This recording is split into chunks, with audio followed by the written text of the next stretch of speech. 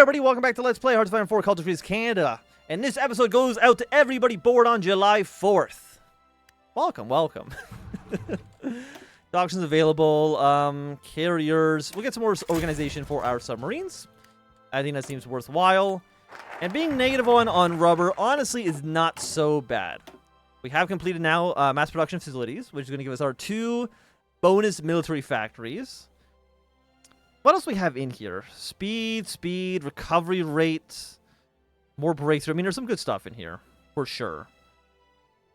And just flat 10% attack and defense. The Canadian military is actually going to go insane. We'll sell some tanks. We'll sell some infantry equipment. Anything else we want to put onto the market? They have bought all of our rifles. The rifles seem to be the thing that sells like hotcakes. So we're going to add more rifles into market. 6,000, I think, seems like a good number to have. And Katanga. 4 units. Let's see if we can get that encirclement. Because again, any provinces in Africa, they're always shaped very, very strangely. Shakespearean Festival opens success in Stratford. A full year, almost to the day, after the exploratory survey has been made to determine that it would be possible, Stratford forged its long-promised theatrical link with its more celebrated namesake across the ocean last night. In a handsome tent theater on the banks of the Avon River, in a town littered affectionately with Shakespearean names and Shakespearean allusions, a staunch group of men and women who clung doggedly to the notion that the favorite son of England, Stratford, could be seen as highly honored through his own plays in Ontario, as well as in Warwickshire. Saw fulfillment of the years of hopes. Alec Guinness blew critics' minds away with his stellar performance as Richard III in a production of the same name. It should go without saying that the play's opening lines, "Now it is winter of these, now is the winter of our discontent, made glorious summer by the son of York," it will be a market beginning of an astounding new chapter in Canadian theater. Servers get a little bit more popular, that is fine. And the CCF has become the NDP.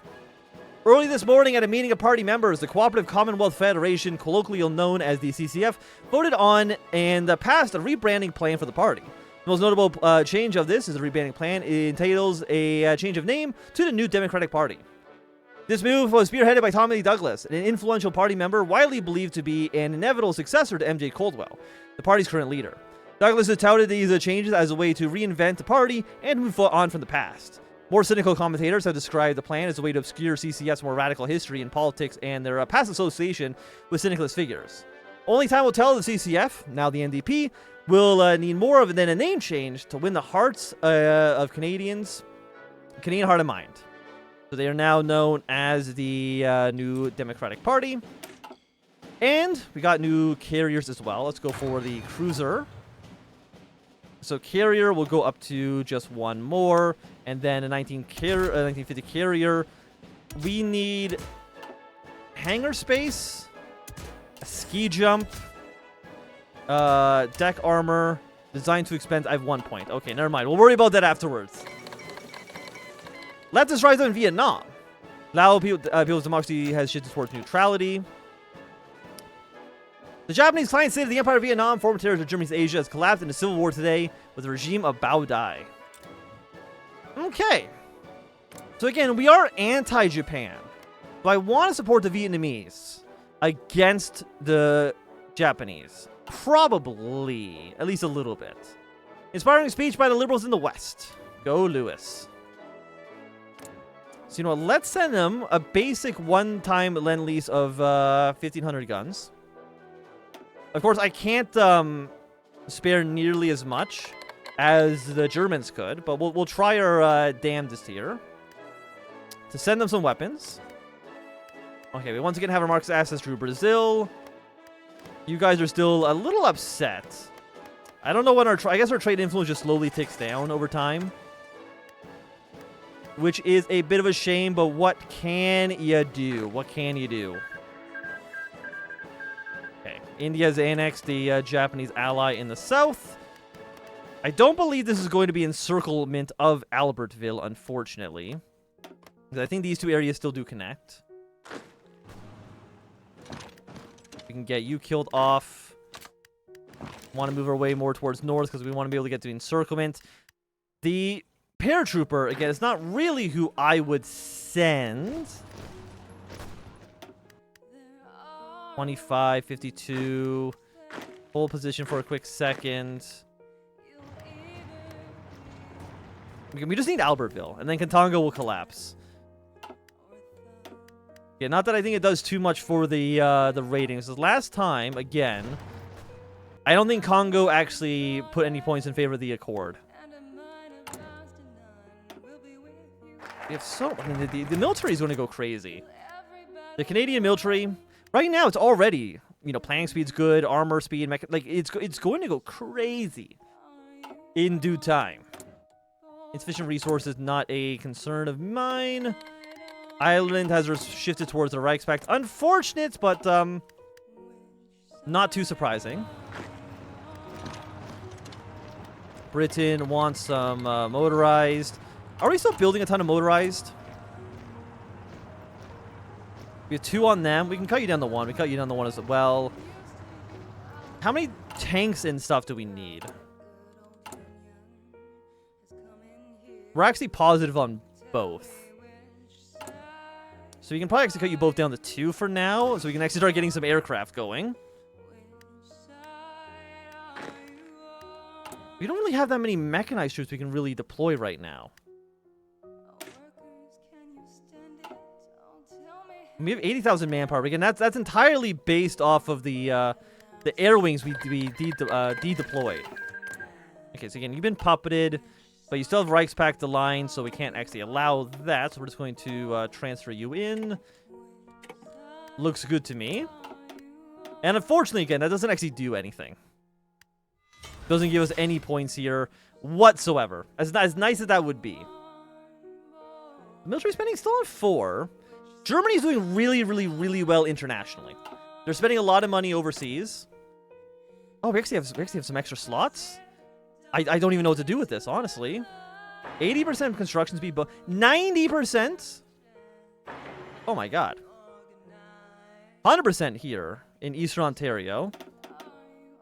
So you want to crank that up to max. And then you are currently in Niagara. We'll push you down to just be 1, because you're not the most efficient place we can put you.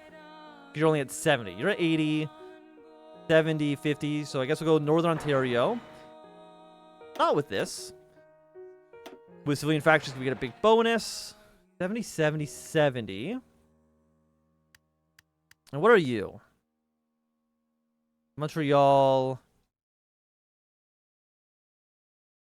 Northern Ontario. This is Windsor. And Windsor is a fine place for you to build. Actually, Northern Ontario, we want to put you second here. Because again, we have an 80% infrastructure, so it'll build a little bit faster. No rubber. Tungsten from the British. Mostly that's all going to be for the aircraft. Which we don't need right now. Do we have any medium tank bonuses? Yes, we do. Your light tank. So Leland Motors, congratulations. Our modern tanks are going to go insane. You guys can join up with Teal Army. How many troops are we at right now? 81 divisions. That, I mean, not bad. We have still no idea what Germany's doing. So actually, can I do some intelligence work here? Happy to see it. New England is at 42. You're at 8. You're going to die immediately. 51, 43, 24. So, I mean, they're doing okay. Brazil wants more rifles. And again, Brazil is going to go to war with Argentina at some point. So, giving them weapons does benefit us in the future. It might just take a little bit longer. Yes, we'll keep on going for more armor upgrades. I just want to make sure there's no... that's not how you spell military. Not with a... Yeah, we're just seeing if there's any military factories we get. Military factory. I don't know why you're lighting up. You don't give us a military factory. Oh, because it's on factory. So we have one for the Liberals here. Yeah, okay, that's also just demobilizing. More stuff for Sierra Leone and Morocco. And that's more stuff for the Unionists. So the Unionists would give us the most factories here. Next would be the Liberals. And the Conservatives don't do too much. Can I get this off the screen? No? There we go. Develop Central Canada. Who do we want to win the election of 53? Because we're almost ready to get there. Business like efficiency, manpower, some civilian factories. Again, you have development upgrades. So it looks like the Conservatives have some more decisions. What about the NDP? They have some laws in here. Less popular, more popular, stop state socialism. That replaces... Okay, that's just going to cost us more money. Okay. So again, I'm not too sure who we're going to go for the 53 election. I'm leaning towards the Conservatives. Because, again, we don't go Conservatives too often. And because, you know, the NDP and the CCF did dominate Canadian politics in the previous campaign. So I don't want to kind of just follow what they were doing. So I'm leaning towards Conservatives right now. Not that I think that they would necessarily win. Let's put some more points into Norway here. Need 50 more political power. Trade opinion modifier plus 10%. That's almost expired. Get some more decryption as well. We had no money for you at all. Now, again, the Conservatives aren't that popular. So basically, by taking and supporting for the Conservatives, I'm essentially allowing the game to do a coin flip between the NDP and the Liberals. Like, I'm going to try to get the Conservatives to win. And the fact, again, that Diefenbaker is the leader of the Conservatives. And right now, he's still the leader of the Blue Grits. We might see a full-on party switch, where the entirety of the Blue Grits might just walk off and join the Conservatives and completely demolish our coalition. Is a possibility. We have 15 points here. Okay, so now... Earlier carrier. Are you the one we want? No, we want the 1950. And we want hangar space, ski jumps, deck armor, anti-air weapons. That's the most we can afford right now, so let's get you going. Looks good to me. How is the Navy doing? We've developed another 52 ships.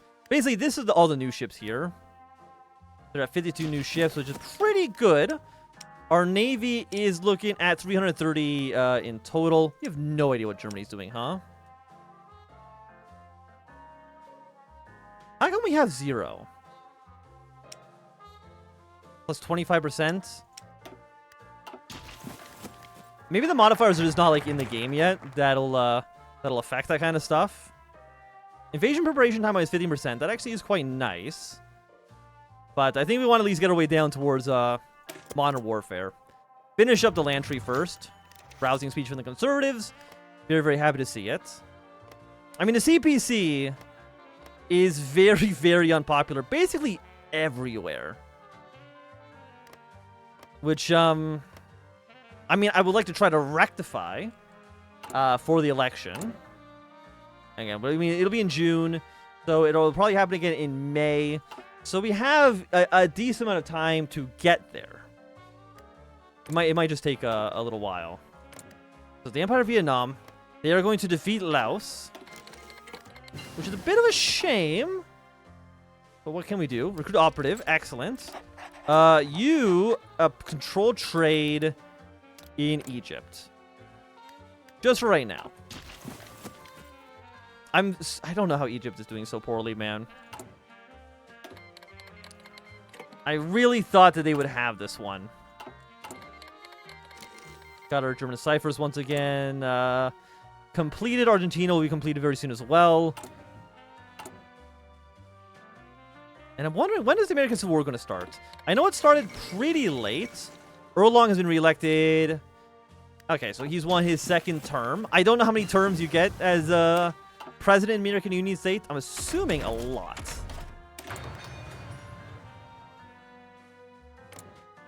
But I would have to imagine that he's probably going to start war at some point. Exiled King Drate, dead in traffic accident. Is there, studying the war. In case war breaks out, 10 divisions will spawn. I mean, that seems pretty good. And again, we do want the war to break out. We do want to send troops to our allies. Now, the Great Lakes is going to, of course, die immediately. Like, that's, I think, guaranteed. I don't think there's anything we could possibly do to stop that. But what we do also want to do is we want to make sure that we can, orderly growth, extra factory, we'd love to see it, that we can intervene as quickly as humanly possible. We need to get it up to stage 5 intervention ASAP. I mean, so what is this? Infrastructure. I mean, if we have a lot of political power, we can sink it into this. But I'd much rather actually probably sink it into more of this stuff. More extraction. More before I would want to build a single infrastructure in a handful of cities. Support equipment, more motorized. I mean, I'm glad we're selling stuff. There are 15, one factory here. Of course, we're now spending another 20% due to funding Norway a little bit. Factors multiplied together is 95%. We're not really getting a discount, unfortunately. But, you know, once we're no longer sending money to Norway, it should all be good. Go a little bit more for machine assistance. Follow you up, I guess, with like a northern France decryption. That makes the most sense to me. This is going to be integrating our armored brigades. 50 army experience is going to allow us to get, and with the 2 cost reduction, that's actually going to let us get 2 land doctrines immediately. Which I will definitely not say no to. Progressive conservatives have formed. Ever since the ascendancy of Mackenzie King into the role of Prime Minister, the Liberal Party of Canada has remained largely united. No more. The last few weeks have seen tensions within the Liberal Party reach a tipping point, splitting the party in 2. In a press conference, sure to be written into the history books, leader of the conservative wing of the Liberals, John Diefenbaker, announced the formation of the Progressive Conservative Party, with him as its first leader. He was soon followed by many members of the Conservative wing, shrinking the Liberals' presence in Parliament. Soon afterwards, the Conservative Party collapsed, splitting over their differences, over economic and willingness to compromise. The hard Tories, find a new home with the Unionist. Soon after, many soft Tories, already being favorable towards some of Diefenbaker's ideas, began to join the ranks of the Progressive Conservatives. It remains to be seen how this new party will shall work with their now former colleagues in the Liberal Party and the Unionist Party, and perhaps more importantly, if they can defend their seats in the next general election. Market Liberals will now be called the Progressive Conservative Party. Social Conservatives will now be called the Unionist Party, the Moderates. Some Liberals will join the Progressive Conservatives. Some Conservatives will join the Progressive Conservatives. Market Liberals will leave the coalition. Revolutionary Republicans will join the coalition. Okay. So does that change this? Yes. So we got the Progressive Conservatives. The Unionists have now taken a major boost here. And now we have the Clear Grits versus in the Red Grits. But now we actually do have a majority. Now with this new political shakeup, we do have a majority in Parliament. The Clear Grit, the Red Grit. Okay. Now, I don't know what the Revolution Republicans' main goals are. I'm guessing they're further left than the Red Grits. But, of course, they're not aligned with the NDP yet. Okay. I mean, the Progressive Conservatives are looking pretty bad. PC's at 10%. UPC is still at 3%. I mean, I would look at this, and I'm still thinking we're going to have an absolute liberal majority. Now that the Conservatives have basically eaten themselves apart. My guess is that we'll see some good stuff for us. 5 points here. Give me 1 more point in passive defense. That looks good to me. And let's see. Do we have market access to any of you guys yet? We're at 3. So, you know, let's improve relations with you. Let's improve relations with China. We still have market access through you. Brazil is still good, and Egypt is still good. Excellent. And again, that is going to cause some political power. Might be an issue as we get closer to the election, but I'm still feeling bullish. I'm feeling bullish on the Canadian project. We go 1. Did we not get 2 bonuses? Oh no, it's the next one we get 2 bonuses on. Oh, I should have saved my army experience. Could have saved 50 points there, but wait, no, we got a bonus reduction here anyways. We're good. We're good. I know how to play this game. Next week bomb we done. Still a year. We have 3 bombs now. Still have our economic we still have our nuclear dominance for sure. I've got to imagine that Germany just did not build any nukes, which is very strange. I don't know why they would do it, but that seems to be the case. Anti-air 2. Let's go for a medium cruiser battery on this bad boy. We need a fire control system. Torpedo launchers. Fire control. Oh, there it is. Okay.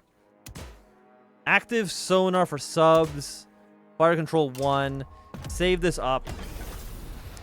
And again, these will get started as soon as you are finished. Are we building too many convoys? I think the answer is yes. Let's cut that down to 3 dockyards for now. And of course, once we get where is it? Yeah, like there's so many dockyards down here as well. I would like to take advantage of. More tactical bombers, better tactical bombers. There's some interesting things there at play. India wants 3,400 rifles. A lot of guns. But if you're willing to buy, I'm willing to sell. Maybe 2 slots open. So let's go for military police is not what we're looking for. It is 53. So the 54 tech is looking pretty tempting right about now. Extra civilian factory. Modern warfare has been completed. And I guess we'll go for expanding the Royal Navy. I think that seems good for us. But I think what seems good for us as well is to end this episode. So if you enjoyed, thumbs up. Not enjoyed, you can always thumb down. You want to see more, subscribe, and goodbye.